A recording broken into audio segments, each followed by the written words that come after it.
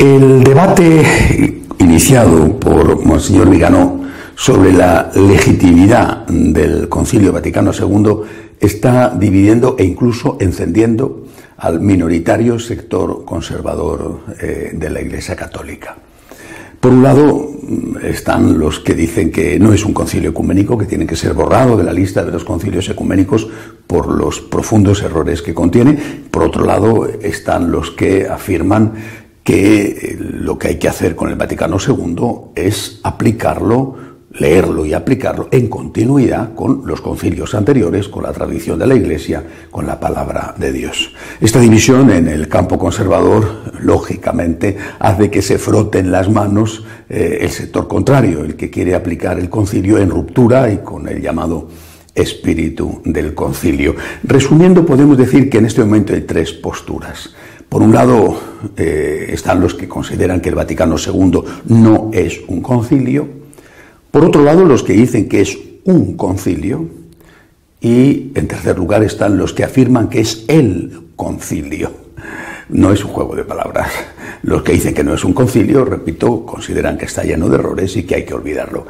Pero los que dicen que sí, que es un concilio, pero solo un concilio, es uno más dentro de la lista de concilios ecuménicos que aporta y que tendrá que ser superado en su día cuando llegue el momento por el siguiente concilio ecuménico y que desde luego tiene que ser leído e interpretado a la luz de la tradición de la Iglesia, tal y como intentaron hacer el fundador, el que puso en marcha el concilio, San Juan XXIII, que dejó muy claro que no había que tocar nada de esa tradición, y tal y como después procuraron San Pablo VI, San Juan Pablo II, Benedicto XVI, por supuesto en esta aplicación seguramente con errores que habría que mejorar.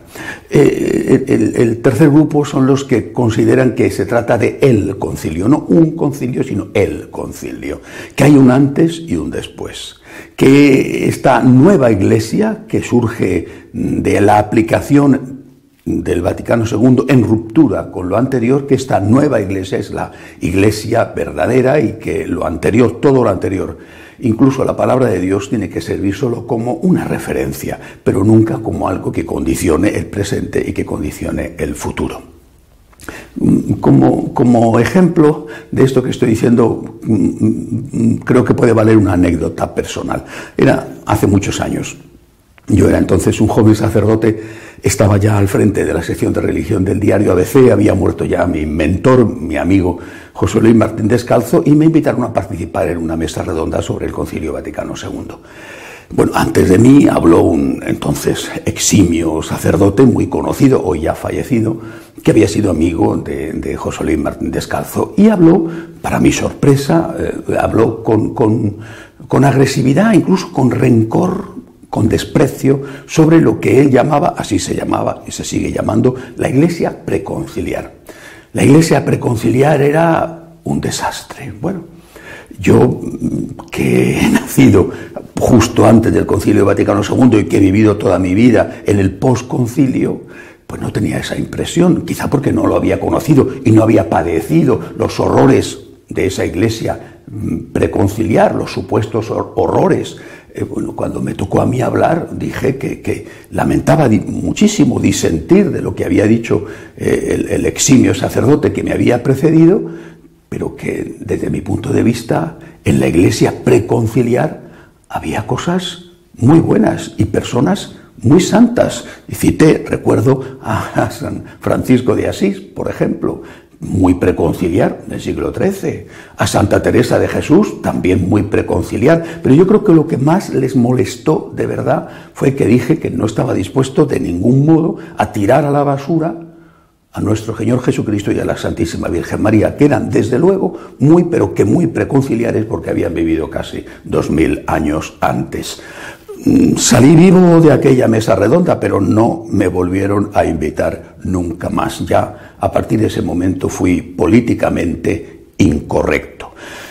Pues bien, aún a riesgo de sufrir más heridas de unos y de otros, heridas que son como las medallas que ponen a los soldados después de venir de la guerra, pues aún a riesgo de sufrir más heridas de unos y de otros, me atrevo a decir que hay que seguir en la línea de la aplicación del Concilio Vaticano II en clave de continuidad con los concilios anteriores y sobre todo con la palabra de Dios.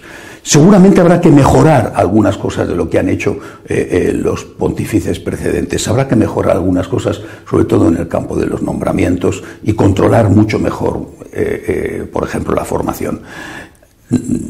Lo habrán hecho con toda la buena voluntad, pero nadie es perfecto.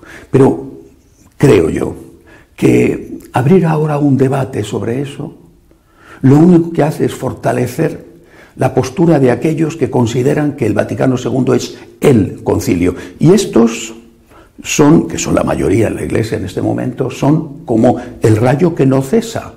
Esta semana un grupo de monjas alemanas han firmado un manifiesto reclamando el acceso al sacerdocio femenino, al sacerdocio para ellas, para las mujeres, y por supuesto al episcopado, quienes es sacerdotisas y obispas. Inmediatamente un alto cargo de la jerarquía alemana ha dicho que la causa de que haya tantas deserciones en la Iglesia en Alemania está en que no tienen sacerdotisas.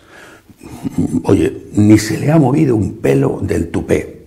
Dice que la causa de que la gente se vaya es que no tengan sacerdotisas, y parece mentira que no tenga delante de la mirada lo que todos saben, ellos los primeros, que los protestantes, los luteranos alemanes tienen sacerdotisas y obispas y están en una situación peor todavía que los católicos. Así que esa seguro que no es la causa. Serán otras, pero esa seguro que no.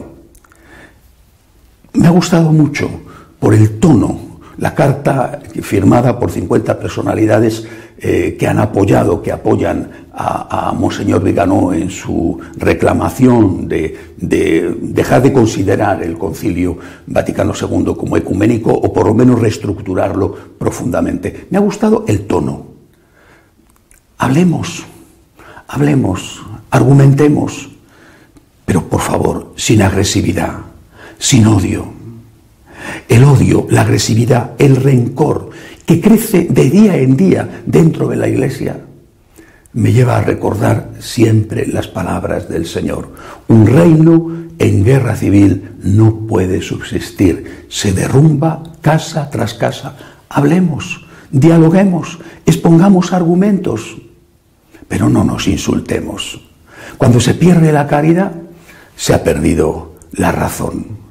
Vuelvo a repetir, desde mi punto de vista, profundicemos en la aplicación del Vaticano II, en continuidad con lo anterior, y mejoremos lo que se ha hecho. Pero, aunque ese no sea el punto de vista de los otros, pues no nos insultemos ni unos ni otros, porque al final, insisto, el odio, el rencor, los insultos, la agresividad es lo que va a terminar por hundir a la Iglesia. Hasta la semana que viene, si Dios quiere.